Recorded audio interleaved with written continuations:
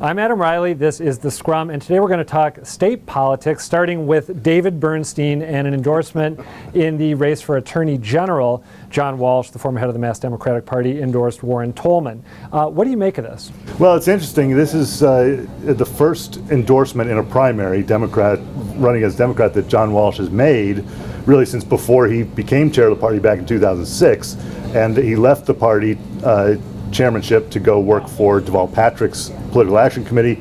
So first of all, he is himself a very big deal among Democratic activists who will be going to caucuses to decide. Revered figure. And he also may be seen as speaking a little bit for Deval Patrick himself, which would be another big deal. So we'll see how the Democratic activists take it. Would he make this endorsement without Patrick's approval? It's hard to imagine, but I'm not behind the scenes on that. All right, Peter Kadzis, you have another endorsement that you are interested in. What is it, and why are you intrigued? It's of a lesser, but I think more interesting degree.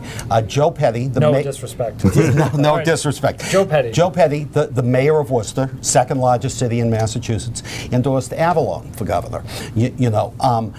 I find this interesting because to me it underscores the fact that, Worcester has its own political culture, that the political culture outside of Boston, really marches to a different beat.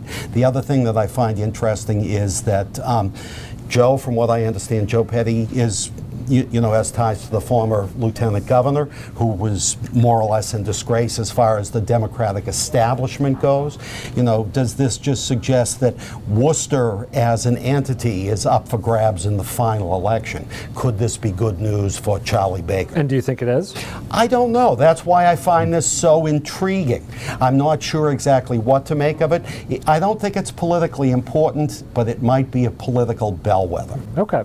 Turning now to city politics for a little bit, you also have some thoughts on the school superintendent search here in Boston. Yeah, this is very interesting, the way that Mayor Walsh is handling this. He more or less played hardball with the police department, got a police commission without a nationwide search. The way he's handling the fire department suggests that he's going to block any attempts at serious reform, but he's being very touchy-feely with the school committee. More than Marty Walsh that we saw in the campaign for mayor, right? Yeah, and I think it's a shrewd move, but the very idea of parading candidates for Boston school commissioner, superintendent of the schools rather, in front of community meetings is I would say almost radical. Getting this degree of community involvement, it is, as you've heard me say before, very therapeutic. Yeah. So in this case, I remember you saying that therapeutic approach is smart politics, but not necessarily smart policy. Do you think it's going to make for a good choice in this search?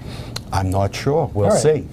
It may, by the way, prevent some people from applying for the job. People who are superintendents elsewhere who don't want to go through a public process. But let's end on a grim note. There was a shooting recently of apparently a 9-year-old boy, accidental shooting in Mattapan, that has Superintendent of Police Bill Evans talking about a gun buyback program.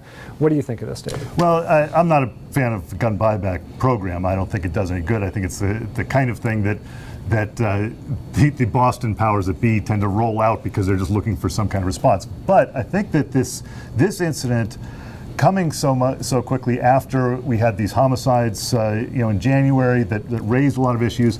I think that what's happened is that public safety, which got lip service but really took a back seat to education, for instance, in the mayoral race, is very quickly getting right at the front of the agenda for Marty Walsh as mayor, and may very well define his, the first 3 months, 6 months of his being in office. All right, David Bernstein, thank you. Peter Kadzis, thank you. Thank you for watching The Scrum. I'm Adam Reilly. We will see you again soon.